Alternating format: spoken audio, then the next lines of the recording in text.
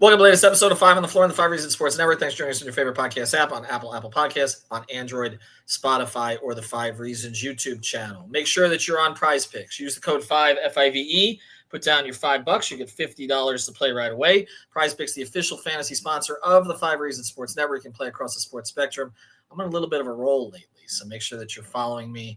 Of course, as soon as I say that, that'll stop. But put down your $5. You get $50 to play.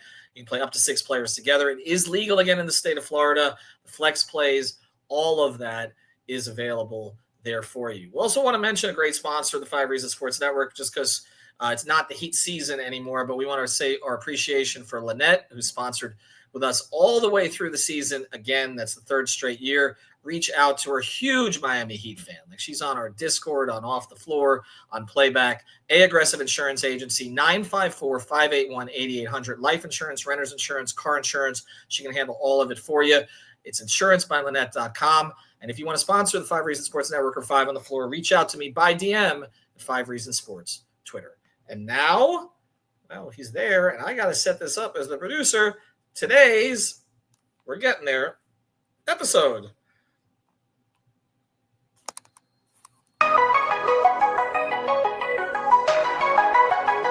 Mercy, luxurious, Heat Nation, yeah, Mercy and Lago, down to Biscayne, yeah, 5 on the floor, ride for my dogs, where here's the thing, you can check the score, hustle hard, couple scars, wearing bubble frauds, down to Biscayne. Kept the flow playing, got it all banned. Y'all seen the block, stop with one hand. And Pat we trust, Inspire have the guts. We're here to bring the heat, y'all can hang it up. Welcome to 5 on the Floor, a daily insider show on the Miami Heat and the NBA, featuring Ethan Skolnick, Greg Sylvander, Alex Toledo, Brady Hawk, and others from the 5 Reasons Sports Network. Also, make sure to subscribe to Off the Floor for the most heat anywhere.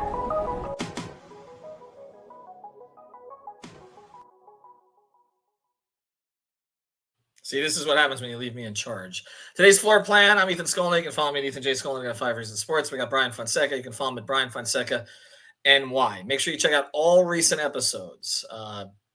We did one on Kevin Durant. We did one with the Memphis guys on Ja Morant. We did one on Davion Mitchell. That one was Brady and I. We did one on Jimmy Butler in Golden State. That was Alex and I. We did one on the Indiana game that sort of led to 2 franchises passing each other in the woods, and one going one direction and the other going a different direction. And that's the Pacer game back on April 7th, 2024. I did that one with Greg, and an episode with George Sedano on what Pat Riley should answer for.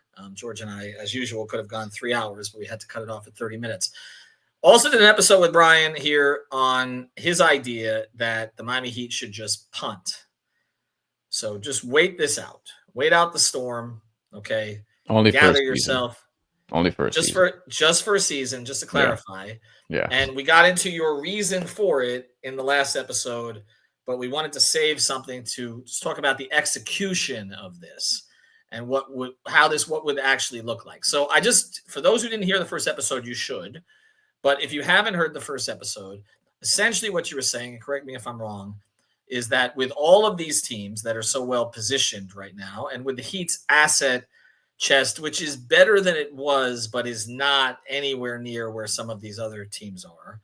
Also with the pending decisions like on extensions for Hero, some of the contracts that are still on the books like Wiggins, Duncan's last year of his contract, partial guarantee, and everything else that's going on here, Davion Mitchell, who's going to be a restricted free agent. With all of this that's going on, essentially, you were saying, Bam and the kids. Be that until you can get to the next stage of this build where maybe it's a little clearer. I made the analogy because I hate the construction on I-95 in Miami, that this is like when you're driving home from a Heat game and it's going to be a 2-hour wait. Just stop somewhere, get something to eat, okay, until it passes or until they decide to open up a lane. Have I characterized this correctly before we get into how you would actually execute this? Yeah, pretty much. It's just like for a season, when everyone else is so well positioned, everyone else being for specifics for people who may have missed it or whatever, or just want clarification, Celtics, Knicks, Pacers, Cavs ain't going anywhere. Orlando's got room to do something. Detroit's going to do something, and they've both passed you anyway. That's already 6 teams, and there's no telling what could happen with some of the others.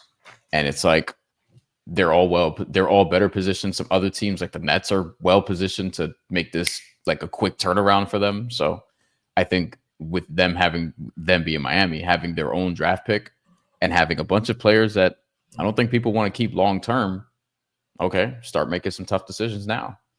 All right, so let's get to the reality of it. Now, we talked in the last episode, so we don't need to belabor this, about whether Heat fans would tolerate it. I can tell you that since you and I recorded that episode, I talked to George, who basically said, no effing way. So he agrees with me on that Heat fans would not be patient with this. Heat fans say differently. We would see what would happen when they were actually in the moment. So what would be your first step here? Well, one, I don't think the Heat fans want to be mid either. I think they just want a contender. And what I'm saying is like, I mean, good luck trying to build one versus the other teams in the East with what you have, which is kind of the point. Like, it's like, do you want to be stuck in the middle for another season, or do you actually want to rebuild with a plan and retool? And you have to start at the top. I think Bam is staying. Moving on. Tyler Hero, ... What do? And I guess this is the part where I would ask you, because there's an extension question, but from a more informative perspective, 3 years, 150 million would be the max, but that's not happening. We would agree, nor should it. By the way, despite like, yes, he became an all-star this year, but that's way too much money given what he is. And it's not to say that he can't get paid a reasonable amount, but that's too much. So like, how do you handle that is very important. Now, I think you can try to trade him, but again, it's all a matter of finding a team who'd be willing to take that on, whether it be another team in the East, whether it be someone in the West. And the problem with that is I don't think they're going to want to pay him like that much either. So that's where it gets tricky, but that's the first domino that you have to figure out. Some of the other ones are easier, but Tyler Hero's future is the one that's going to be a little bit more interesting to watch relative to everyone else on the roster, because I think the Heat really like him and are going to want to keep him, but they're going to want to keep on their terms. And I think Tyler Hero's terms may be a little bit different.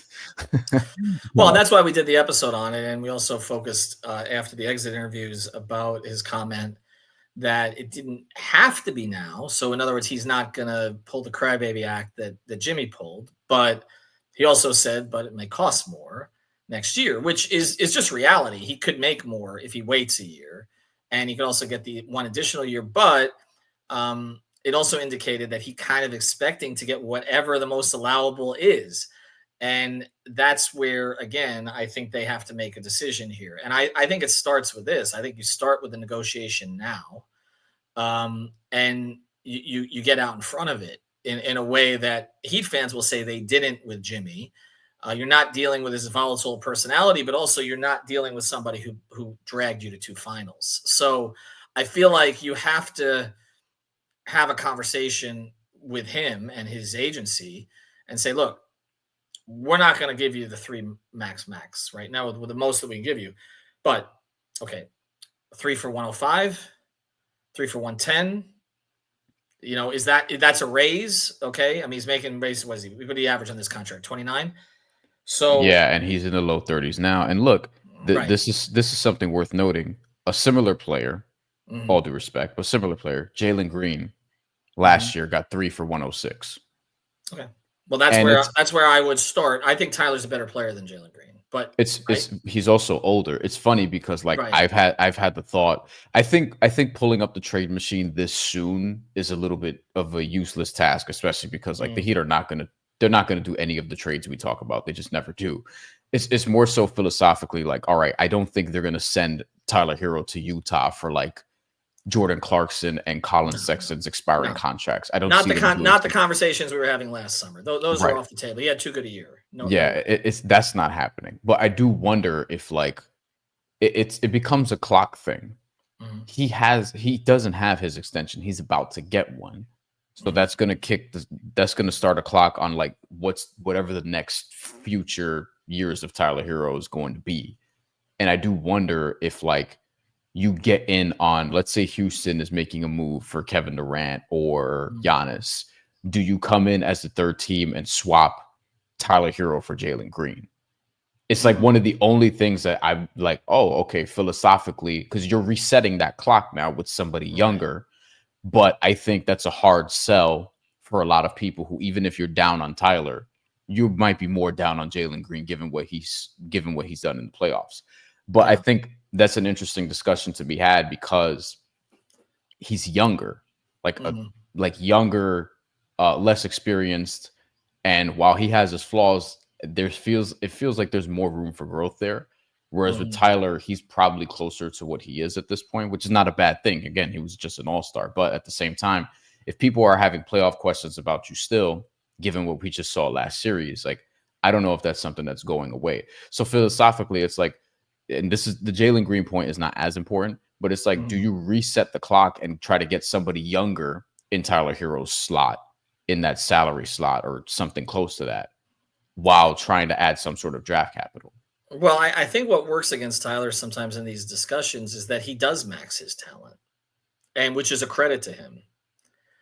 And I think that's what you're getting at, where you look at it and you say, okay, you got a player at the same position roughly, who has maybe more upside, but hasn't tapped into it. And you think you can drag that out of him. And these are questions, again, that the Heat have to answer on, do you take more flyers on just pure talent, even if maybe the work ethic is, I mean, I haven't seen Jalen Green improve that much. That's the thing. Now, I've seen Tyler improve because I know how he works at it. And you talk to people behind the scenes, in that regard. So I think that that's one of the questions that they have to answer, and also gets into the question. And George and I talked about this on the podcast, but I think is going to post before this one does, which is, do you take a flyer on like a distressed star? Okay. So, I mean, he even mentioned Paul George. He's like, there's a good player in there. Okay. But maybe, he's too old, I think. I agree. So, okay. So the other one that I said was, okay, maybe Zion, right? Like there's, and then you're counting on your quote unquote culture, but you're also putting him in Miami. And you've also had issues with other players' availability. And so there's a problem with all of this. And this is because they just don't have the straight path to something that they had before, when it was really about clearing cap space. That's just not clearing cap space and dangling all you are as an organization and all you are as a city. That doesn't work anymore. So now you're in a position where you have to take some risks. And it's kind of what I said to Greg on one of the podcasts, where I'm like, you got to give to get. You got to give to get. And we've seen the mid-market. See, I think they need to operate a little bit more like a mid-market team that they are, instead of, well, they're a mid-market team by population, but they're a glamour city. Because I don't think the glamour city thing works quite the way it did. And also, Pat doesn't have the cachet with the modern player that he had with players 10, 15, 20 years ago. Spo does. But Pat doesn't. He's too far away from it. Spo is part of the USA basketball thing, all of that kind of stuff. George was talking about how much everybody loves him there. And so now you've also got this cacophony of voices, okay, in the media, particularly former players who are just trashing the Riley way, the Heat culture way, which hurts you in terms of rebuilding this thing in some ways, because players hear that stuff. At the same time, it's not really true. Like, they don't run the way they ran under Pat. Like, Pat is not with the iron fist anymore. Spo has relaxed a lot of stuff. They've relaxed things organizationally in a lot of different ways. But you got KG, who I think is excellent on that podcast, by the way, and is typically very supportive of the whole Heat culture thing, unlike Pierce, right? But and KG would fit perfectly, okay, with the Heat. He always would have. But the thing is, like, KG is even saying it, like the different socks and this and that. They always did the wrong way. None of that shit's not true anymore, but it's just like, that's out there. Yeah. And so as a result of that, it's like, I think that they have to be in a position where they take a little bit more risk, a little bit more chances, because it's just the easier stuff now, which is, okay, get your genius with the salary cap to fix the space for you, create the space for you, and then have Dwayne, okay, or Pat recruit guys down here and sell Miami and sell the organization. I just don't. That's not a workable strategy in all of these situations again. So this is where I'm. This is why I had you on, because we're open to some new ideas here. I think they have to be. But I think getting back to your original point about Tyler, this safe play, okay, the easy play is this player, you know this player, you trust this player, he's gotten better with you, you value him, he wants to be here, easy resign, right? Easy resign. Like in the old days, okay, and when you could afford to have 3 guys at the max or whatever, easy resign. Now I don't know. Now I'm wondering, okay, if he is close to where his ceiling is, or there's just a little bit of room under it, you believe he'll reach it because of how hard he works, but he's not going to develop into a top 10 player in the league, then maybe you do look at something like you're talking about. And some people will see that as hate for Tyler Hero because everything is either love or hate now, and there's like no nuance. But it's just the reality of like how teams have to be structured, right? Like Jalen Brunson taking less was a big thing for the Knicks, but as their team gets more expensive moving forward, they're going to have some tough decisions to make. Boston already has tough decisions to make. Cleveland will get there at some point. Indiana is about to lose Miles Turner in free agency potentially, and if they do keep him, it's going to be tough to like keep what they have going on from a roster construction standpoint. So with Miami, it's like, and I think everyone would agree, even the most diehard Heat fan, the most optimistic Heat fan would agree, you can't tie up 60% of your cap into Bam and Hero and be able to build a contender. It's just impossible at this point. But that's the reality of where we are. And I do wonder, like, I don't think Tyler Hero is going to be nearly the distraction, if he's a distraction at all, about like the contract extension, the way that the Jimmy Butler situation played out. But I don't think Miami wants to go through another situation again where it's like there's just this looming thing over the season. Again, it's not going to loom in that same way, but I think you want clarity as soon as you can get it. So there's some questions to be asked there. And I don't even love Jalen Green as a player, but he is a couple years younger. He is on a deal already. And it's like, if you do go this avenue, like, I think that's something that's interesting. But going on to like the rest of the roster, I think Wiggins is a big one because one, he has a big number, which is a 28 million. And then the year after is the option for 30. You know, some people think it's a layup that he's going to take that. I would not assume that, because if you can find a multi-year deal, he might take that instead, even if it's less annually, depending on what stage of his career he's on right now. I think he's a guy, like, you have to shop him around. I don't think he's going to have a ton of value, but he's a type of dude where on that deal, maybe you could break him up into multiple role players, because they're not going to do that with Tyler, because Tyler had too good of a regular season. No, I think you're right. And I think the thing with Wiggins, and it's funny that you mentioned him because I literally just talked to George about him, and he was at the finals. That has been hyped up as he was the second best player on that team. He was. But then George qualified it. He's like, but yes, in a very specific role. They also got sort of like Clay came back and had like his last sort of really good moments for them. And obviously you still had Dre. It wasn't like, I think maybe we oversold that on the time of the acquisition. And my concern about it is we haven't really seen it in Miami. I don't know if they know what role they want him to play. And I think some of it is roster construction, but it felt like, he had the 42-point game, he had the 30-point game, and it felt like, okay, we're getting like kind of Minnesota Wiggins here a little bit, like, but he doesn't dribble that well. So you can't really initiate offense with him. The finishing, he doesn't finish with force. So he's not going to get to the line consistently like Jimmy did. I think he's very good defensively, like when in the right situation, but we talked about he struggled at times with some of the things that the Heat had him do. So I think if they're going to keep him, they have to figure out like what's the best role for them with him. And I don't know that they didn't have a lot of time. So again, Spo with an off season, I think we'll dig into that a little bit more. But I kind of and look, the comparison I made when they acquired him was when they acquired Luol Deng. Luol Deng, yeah. And they acquired Luol, and if you look at that first year with Lou, and again, he was stepping into LeBron's shoes, and Pat sent that silly email about how this is the biggest acquisition in Heat history or whatever. So there were these kind of expectations on it. There was all this bitterness on it. Lou had actually knocked them out of the playoffs years before, and he didn't really fit that first year, and honestly didn't even really fit the second year until Bosh came down with a blood clot, and then Spo moved him to the 4, and Lou had a terrific end of that season. So I'm not saying it's a lost cause with Wiggins. I didn't love the fact that he skipped the exit interview, not specifically the exit interview, because that's the one with the team, but the interview with the media, because He is a likable guy. I know he doesn't love doing a lot of media, but I think it would have been good to have heard from him afterwards, after what was really a bad series. I mean, there's no way around it. So I don't know where they are with him right now. I know his contract is not exorbitant. I felt it was a neutral contract when they acquired him. But I think they can move it. But I also don't think he's necessarily a keeper. Let's get to that on the other side, though, because I think we're talking about it in the right order here. But I want to throw the big question at you, because Greg won't even entertain it with me, and I'm going to force him to for an hour. Before we do, if you want to see us argue about this, go to Off the Floor. This is our Discord server, $2.99 per month. Link right here in the description. You can bypass the Apple upcharge. You want to save $1 these days. Why not? Tariffs are coming. So check it out. Off the Floor, the most heat anywhere, the most heat, information, conversation, celebration, consternation.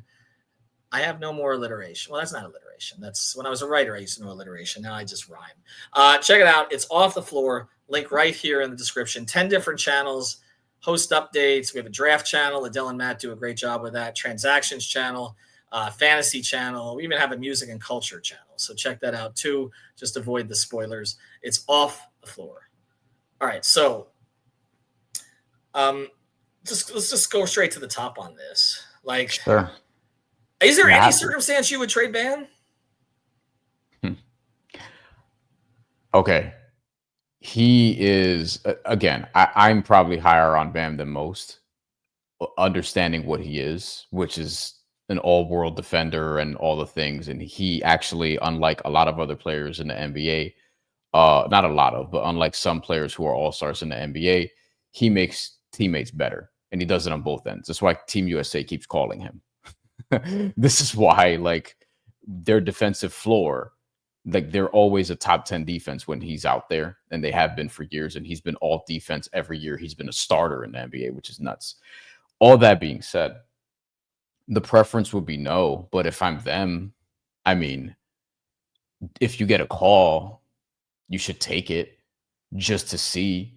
But it would have to take a lot. Like if Mikal Bridges is going for 5 first-round picks, it would have to take a lot. And I know there's some fluff into those first round picks because there's a couple swaps in there, but still that's just what it is. And if you're looking at who are the teams, right? Oklahoma City, they're not. I mean, if they lose to Denver, I keep saying this, and I don't know if they're going to lose the Denver series, or maybe if they lose in the finals, whatever. I think OKC is going to do something. I don't think it'd be a center because, I mean, you just got Hartenstein, unless you want to move on from him already. I doubt that. But I wouldn't say OKC is somebody I'd look at in this regard. And if OKC does something, I think they'd look at Durant first, but that's just an educated assumption. The Nets are interesting.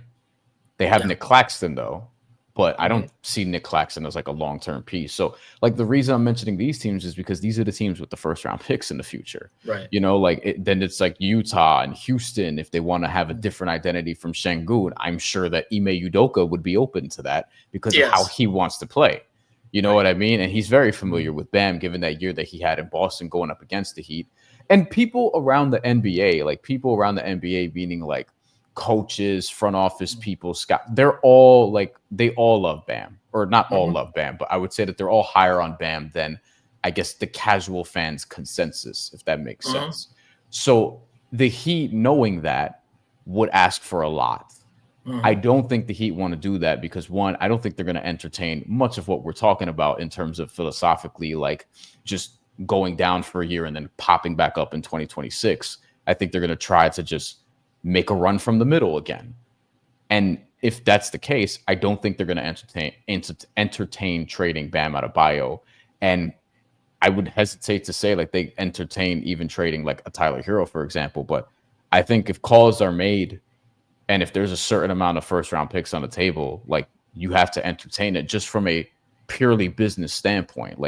I'm someone who always takes the call when it's business related, and I say no to a bunch of shit.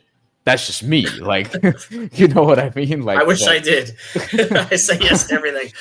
Call me. You can have whatever you want. No, I understand what you're saying.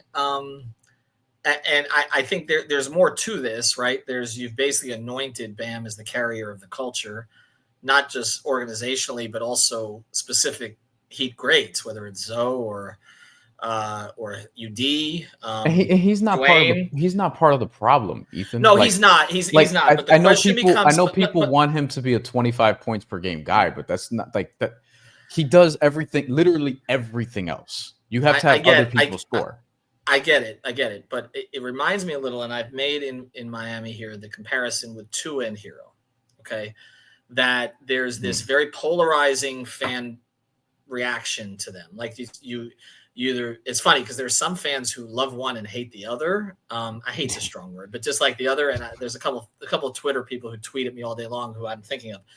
But there's this thing where it's like, it's not even about the players anymore. It's about their stands, right? Their fans, like it's become so irritating. And you have one feeling or another on them, and a lot of the same issues: the injury, not being available, not coming up big in the biggest moments. With Tua, it's in the cold in December, and Tyler, it's the playoffs, right? But actually, the comparison that I'm looking more towards Tua is Tua and Bam now, where you need Tua. The Dolphins need Tua. They are not functional without Tua. He sets their floor. We saw that this year. If he doesn't play, they have no chance. He does a million things that coaches appreciate, right? He anticipates the first read, you go to second, all these things, okay? He's just really good at playing that position, just like Bam is really good at anchoring a defense. But ultimately, if you're paying those guys that much to be your best, okay, isn't your ceiling, I hate to do this to Greg, but isn't your ceiling limited? Because and that's sort of where I'm coming down on this. I don't want them to trade Bam. I hope Bam is here forever. I put his jersey on the rafters. I appreciate Bam as a human being too. The fact that he was stand up during all of this stuff, did all the things in the community with the media that Jimmy refused to do. Great love for the way Bam conducts himself. So I think everybody does. And great appreciation for what he does on the floor. But ultimately, he hasn't put it together from beginning to end of a season yet. Like, you look at 2 years ago, he started really strong, and every month the shot attempts went down. Every month, 7 months. Okay, there was a fade. This year was the opposite. This year, that 2-month start, that kind of sank them. And with all the Jimmy stuff that was going on, and then he picked it up, and I give him credit for that.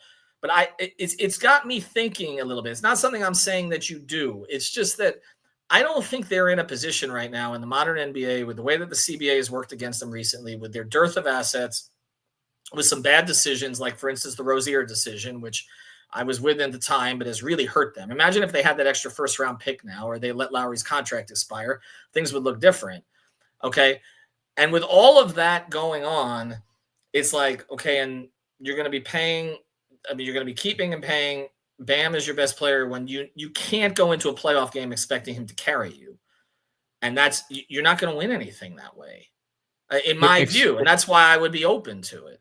Yeah, expecting it, maybe not, but he has done it. And to be frank, he's the only, other than Andrew Wiggins that won series, he's really the only dude on this team with a playoff resume. That's not to say he's been awesome in every single playoff game, but there's been multiple series when they were healthy, even with Jimmy Butler being there, where he was the best player in that series. Like, the Eastern Conference Finals MVP trophy wasn't a thing, but in the bubble against the Celtics, he was their best player in that series, and it wasn't even close.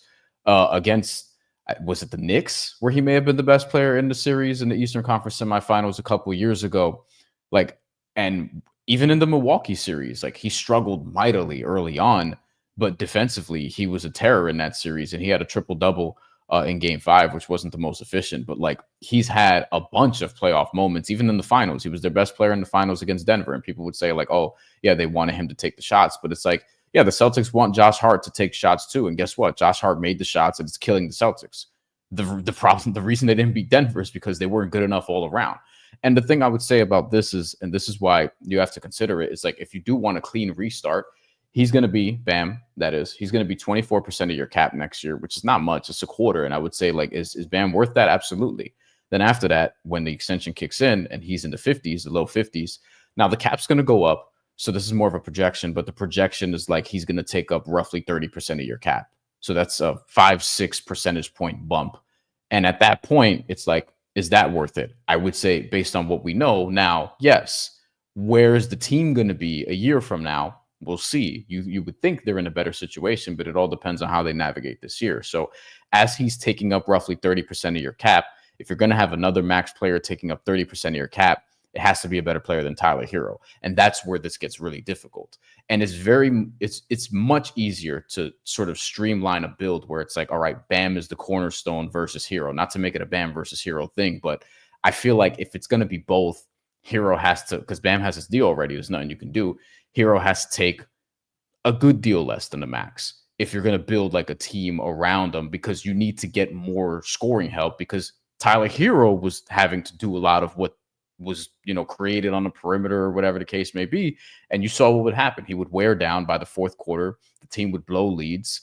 And, Bam, is trying to do what he can defensively, but the team just wasn't good enough. So if Bam and Hero are going to take north of 50% of your cap going forward, then, good luck building a winner if that's going to be the case. But if it's just Bam, then you have to upgrade the Hero spot. And then it's like, how do you do that beyond just 1 year of Kevin Durant, even if you can get that done? That's why all this other stuff matters. We haven't even gotten to like Rozier, who's got an expiring contract. And it's like, what could you turn that into? Or should or Duncan or Duncan, and then Davion's re-sign. And that's the other question. Let me throw this at you, Bryan, because I know we're running short on time. So if you're looking at like Davion Mitchell's an interesting example. If we're talking about just punting, keeper, he's a keeper to me. So you keep him no matter what kind of roster you have? Because I got some pushback on that, because I did the podcast and I said yes. I said this is the kind of player he is. To me, he has the kind of mental, physical toughness that you keep that guy, okay? Because I don't think they have enough of those. So you keep that guy, okay? But he's also the kind of player that fits better on a good team. Like he's a rotation player on a good team. Like he is, like I think of him like, look at the role different kind of player, but look at the role TJ McConnell's playing in Indiana. Like I'm like, okay, TJ McConnell on a bad team, like what do you need TJ McConnell for? But like on a good team like Indiana, where you can trust that guy, what, like that he helps there. It's like Shane used to say to me, like he's like, I'm useless on a bad team. Like there's no use for my skill set. I'm a facilitator. I'm a connector on a good team. And I wonder if you're saying, okay, punt. I know Davion, first round pick, has more upside maybe than some of these other guys that we're talking about. But if you're really punting, like, does it make? I mean, if the number gets to $12 million a year with him, does it make sense? I guess that's the counter that I would throw out here. Yes, because I would start him, and if I start him, then I don't plan on being that awesome. Like, no disrespect to Davion Mitchell, and you have your pick, so right. So like that's really what it is. It's like, you start him, and then you see it. Like if you're doing this scenario, which again we don't expect the Heat to do, blah blah blah blah. But let's play this out. Right. If I'm starting Davion Mitchell, Tyler Hero, we'll see. But if I'm starting Davion Mitchell with Bam and three other guys, it's like, all right, let's see what Davion Mitchell could do, because what if he has a really good year and can prove like, oh, he actually could start, and his contract is all of a sudden a bargain a year from now, and then you don't really have to, you know what I mean? Like it clears some things up. So I would actually play it that way if they're trying to do that. Because I do think there's a world where he's a starter, but you have to have a pretty specific, lineup around him, so to speak. Like I think the backcourt, even with him and Hero, like could be good depending on what else is out there. Like theoretically, a lot of that depends on who the three is in that sense. Yeah, because exactly. if you're gonna go Bam and Brady has Ware talked about this, Alex is talking. If you're gonna go Bam and Ware, yeah, which is already kind of okay. How is that going to fit? How's the spacing going to work? I'm not giving up on that if I'm them. I'm not, but if you're doing that and then Hero and Davion, like okay, you're big in the front court, you're small in the back court. That three has got to be somebody who can stretch the floor, defend wings, occasionally assist in helping Tyler out. Okay, on occasion, or allow Davion to guard up a little bit. Like that three matters, and I don't think Wiggins is it with that group. And well, the problem is that's his skill set. It's supposed to be his skill set, and this is why he's been a frustrating number one overall pick for 11 years. Like that's you literally describe what Andrew Wiggins is supposed to do. He doesn't do it consistently. Not all the time. Not all the time. Right. Like sometimes yes, sometimes no, and all that. All right, we got a punt on the punting episodes. Okay, but I'll close here. Each of us take 30 seconds. Yeah. I don't think this is going to be their approach. At least it won't be their stated approach. I don't think that they will say, they're never going to say we're They might punting. be forced into it, depending on what everyone else does around them. It might look right. It might be forced on them. It may look like that, but they're never going to say. They're going to say we're sort of reloading. Yeah. We're gathering. This is the next phase of our build. That's the way it's going to be portrayed. It's not going to be that they punt. Okay, they won't do that. And I don't think trading Bam would be a punt. I think even if they traded Bam or Tyler, it would be to try to kind of put a better floor on this thing than they have right now, and maybe try to get a little more flexible. You take a look at Cleveland's contracts and New York's contracts, and I know New York's contracts are going to explode. Okay, but you look at them, and there's a little bit more balance there in terms of what they've got. Okay. And some of it is the timing of the contracts and when players were available for maxes and all that kind matters. of stuff. Yeah. It does matter. But even Indiana, Halliburton's making 42 a year right now. Siakam's making 42 a year, but they've got Neesmith on a terrific contract, 3 years for 33. Nemhard's on a second round rookie deal. You know what I'm saying? So it's, I think he still is, but he was. And so you don't have this kind of issue where it's so top heavy, and you just it keeps coming back to this. We keep doing these episodes. It comes back to the same thing. You can't have a top heavy situation here to this degree when your top two players are not consensus top 15 takeover guys. You just can't. That's kind of where they're at, Yeah, you have to win around the margins, which the Heat, when they were on their runs with Jimmy Butler, that's what they excelled at. And right now they're not doing that. Like, winning around the margins means you hit a home run with this Davion Mitchell deal. Khalil Ware becomes something. Jaime Jaquez rebuilds his value. Nikola Jovic, who's one of the only guys I think is also a keeper on this roster. Like, to me, Bam, I'm not trying to move. I'm not trying to move on from Jovic. No, you've always liked Jovic, and I do too. And one of the reasons I like Jovic is not just the skill set, but because he has some of that quote unquote dog in him that I don't know if enough of this roster has. Like, he deeply cares.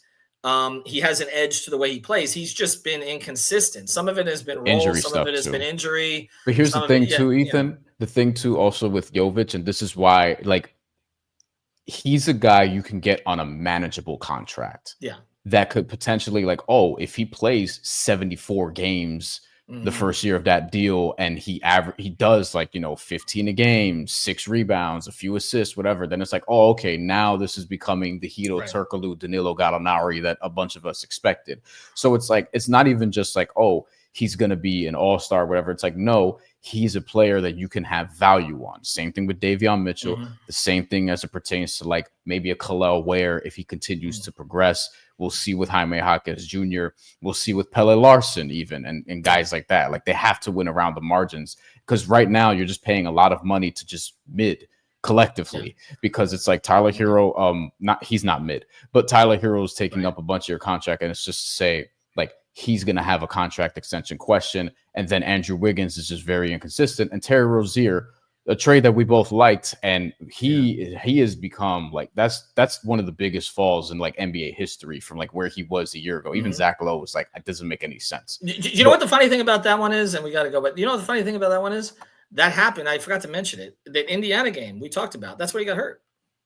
I don't even know how I got through 29 minutes of that podcast with Greg and never even mentioned that. But essentially, that's where he got hurt. After that, or I think that was the last game he played, I believe, April 7th, 2024, that season. And then he ended up missing the playoffs. So just a total game I constantly look back to. And last thing for me, it's like, next year you have Wiggins, Rozier, and Duncan, non-guaranteed, but still taking up almost $75 million of your cap. Like, just those guys. Kyle is another 9. And then Hero is 31 and Bam is 37. It's just like, you have to redistribute some of that money in more productive ways, is what this comes down to. But I still think next year is a year where you could just get expirings, collect draft capital for some of these guys, even if it's just second rounders or whatever, or just bullshit picks. But, like, really just get expirings. And I would do Bam and the kids, maybe Hero too, like, figure out that contract situation, and just have your pick in 2026. Next year is going to be a good draft, by the way. Not for nothing, but there's plenty of time for that. All right. Well, They're not going to do any of this though. They're going to try to win, and that- they'll be in the play-in again, and it'll be the same shit right. as this year. That's right. But we just did an hour and 10 minutes on it over 2 episodes. All right, follow Bryan's work at Bryan Fonseca NY. He's up there with all the Knicks fans. So never seen a situation where Heat fans be rooting for Knicks fans, but the hate for the Celtics is that great. The city's gonna burn. The city's gonna burn this Saturday when they play at the Garden, Game 3. It's not gonna burn when they play at the Garden because here's why not. Because it's $800 minimum to get into that place.